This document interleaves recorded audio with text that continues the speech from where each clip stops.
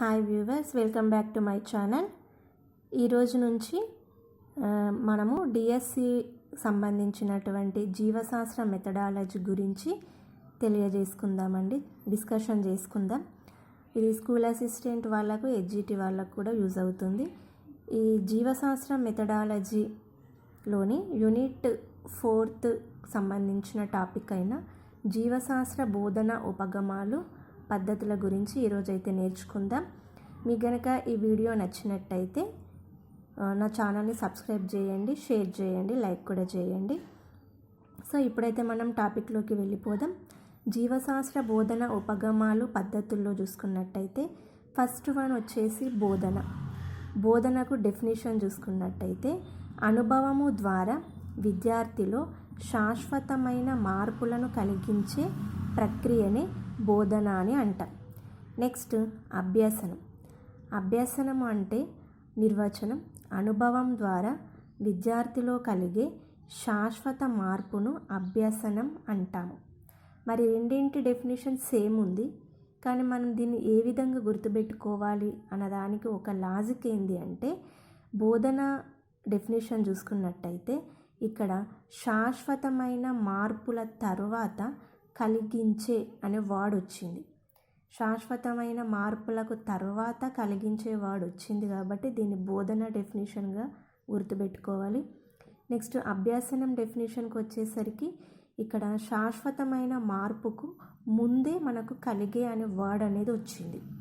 అంటే ఇక్కడ శాశ్వతమైన మార్పుకు ముందు కలిగే అనే పదం వస్తే అది అభ్యసనం అనే డెఫినేషన్గా గుర్తుపెట్టుకోవాలి. శాశ్వతమైన మార్పుకు తరువాత కలిగించే అనే వర్డ్ వస్తే బోధన డెఫినేషన్ అని గుర్తుపెట్టుకోవాలి. నెక్స్ట్ బోధనా పద్ధతి గురించి తెలియజేసుకుందాం. మరి బోధనా పద్ధతి అనగా బోధన అభ్యాసన లక్ష్యాలను సాధించడానికి ఉపయోగపడే సాధనమే బోధనా పద్ధతి.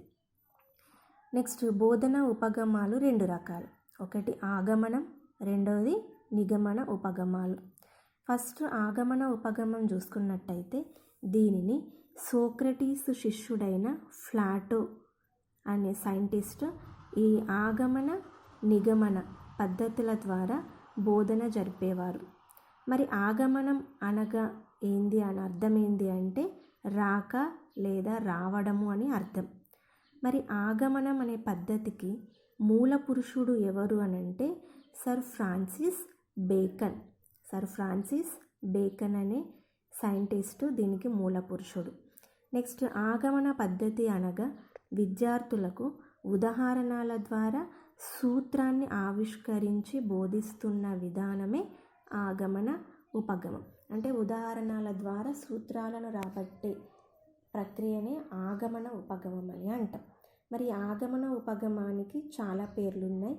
దాంట్లో మనం చూసుకున్నట్టయితే ఫస్ట్ వన్ సూత్రీకరణ పద్ధతి, సూత్ర నిర్మాణ పద్ధతి, ప్రతిష్టాపన పద్ధతి, అనుగమన పద్ధతి.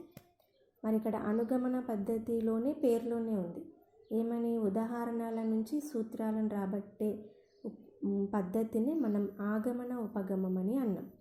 కాబట్టి దాన్ని బట్టే మనకి ఇక్కడ పేర్లన్నిటి రావడం జరిగింది. సూత్రీకరణ పద్ధతి అన్నా, సూత్ర నిర్మాణము అన్నా, ప్రతిష్టాపన అన్నా ఒకటే. నెక్స్ట్ అనుగమన అనే పద్ధతి మాత్రం మనం గుర్తుపెట్టుకోవాల్సిందే.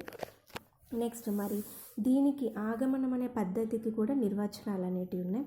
మరి ఆ నిర్వచనాలు ఏందో చూసుకున్నట్టయితే ఒక సందర్భంలో వాస్తవమైన ఒక విషయం లేదా సత్యంను అదే విధమైన ఇతర సందర్భాల్లో కూడా వాస్తవం అవుతుంది అని తెలిపే సార్వత్రిక సత్యాన్ని రుజువు చేయడాన్ని ఆగమన పద్ధతి అని అంటాం. అంటే ఒక విషయాన్ని గురించి మనం రుజువు చేయడం అనేది ఇతర సందర్భాల్లో కూడా మనం రుజువు చేస్తే అది వాస్తవమే అయ్యేటట్లు చెప్పే పద్ధతిని ఆగమన పద్ధతి అని అంటాం.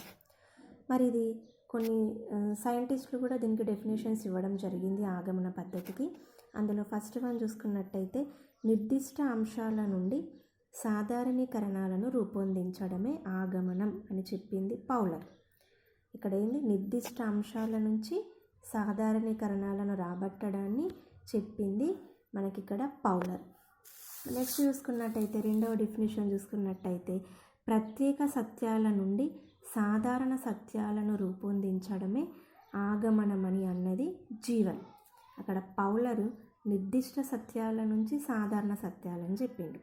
ఇక్కడ జీవన్ అనే సైంటిస్ట్ ప్రత్యేక సత్యాల నుంచి సాధారణ సత్యాలుగా రూపొందించడం అని చెప్పింది జీవన్. ఇవి మనం గుర్తుపెట్టుకోవాల్సినవి. నెక్స్ట్, ఈ ఆగమన పద్ధతికి మూల సూత్రం ఏంది అంటే మనకు డెఫినేషన్లోనే వచ్చింది. ఏంది? ఉదాహరణల నుంచి సూత్రాన్ని రాబట్టడం అనేది.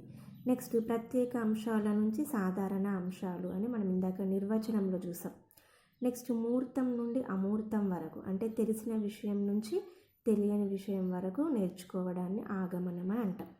నెక్స్ట్, ఫోర్త్ చూసుకున్నట్టయితే ఫోర్త్ పాయింట్, తార్కిక హేతువాదులకు అవకాశం ఇస్తుంది, సృజనాత్మకతను పెంపొందిస్తుంది, స్వయంగా అభ్యసనం చేయడానికి ప్రోత్సహిస్తుంది. మరి దీనికి ఆగమన పద్ధతి యొక్క ఉదాహరణ చూసుకున్నట్టయితే ఇక్కడ నేను ఒకటే వాక్యంలో రాయడం జరిగింది, కానీ ఇక్కడ అలా కాకుండా ఫస్ట్ ఎలా అంటే చూసుకున్నట్టయితే పెన్నును కిందికి జారవిడిస్తే భూమి మీదికి చేరింది అనేది ఫస్ట్. సెకండ్, పుస్తకంను కిందికి జారవిడిస్తే భూమి మీదికి చేరింది అనేది మనం 2 వాక్యాలలో నేర్చుకున్నాం. మరేంది? ఏ వస్తువైనా కానీ కిందికి జారవిడిస్తే అది ఎక్కడికి చేరుతుంది? భూమి మీదికే చేరుతుంది అనేది ఒక సూత్రంలాగా రాబట్టడం జరిగింది. అంటే ఉదాహరణల నుంచి సూత్రం అనేది రావడం జరిగింది. దీనినే మనం ఆగమన పద్ధతి అని అంటాం. మరి ఈ ఆగమన పద్ధతి వల్ల ప్రయోజనాలు ఏంటో చూసుకున్నట్టయితే శాస్త్రీయ పద్ధతి కాబట్టి శాస్త్రీయ వైఖరి అలవడుతుంది, విద్యార్థుల్లో ఆత్మవిశ్వాసం, ఆత్మశ్రాయత పెంపొందిస్తుంది, విద్యార్థులకు కష్టపడి పనిచేసే అలవాటు కలుగుతుంది. ఇది తార్కిక మనోవిజ్ఞాన పద్ధతి, విద్యార్థులు స్వయంగా పనిచేసే విధంగా అవకాశం కల్పిస్తూ ఉంటుంది. నేర్చుకున్న విషయాలు ఎక్కువ కాలం జ్ఞాపకం ఉండడం ఈ ఆగమన పద్ధతిలో ఉన్నటువంటి ఉపయోగాలు. మరి ఆగమన పద్ధతికి కూడా కొన్ని పరిమితులు అంటే నష్టాలు కూడా ఉన్నాయి. అదేందో చూసుకున్నట్టయితే ఈ పద్ధతి ద్వారా పాఠాలన్నింటినీ బోధించడానికి వీలు కాదు, సమయం అనేది ఎక్కువగా తీసుకుంటుంది, ఉపాధ్యాయుడు చాలా కష్టపడాల్సి వస్తుంది. ఈ ఆగమన పద్ధతి అన్ని సందర్భాలలో వర్తించదు. ఇది సూత్రాలను కనుక్కోవడానికి మాత్రమే మనకు ఈ ఆగమనం అనే పద్ధతి ఉపయోగపడుతుంది. ఈ వీడియో కనుక మీకు నచ్చినట్టయితే నేను మళ్ళీ ఇంకో వీడియో అంటే దీనికి నెక్స్ట్ ఉన్నటువంటి నిగమనం అనే ఉపగమం కూడా నేను వీడియో తీయగలుగుతానండి. అది మీరు కామెంట్ బాక్స్లో పెట్టేస్తే నేను ఆ వీడియో చేయడానికి కూడా నేను రెడీగా ఉంటాను. నా వీడియోనైతే ఎవరైనా ఫస్ట్ టైం చూస్తుంటే ప్లీజ్ అండి సబ్స్క్రైబ్ చేయండి, లైక్ చేయండి, షేర్ చేయండి.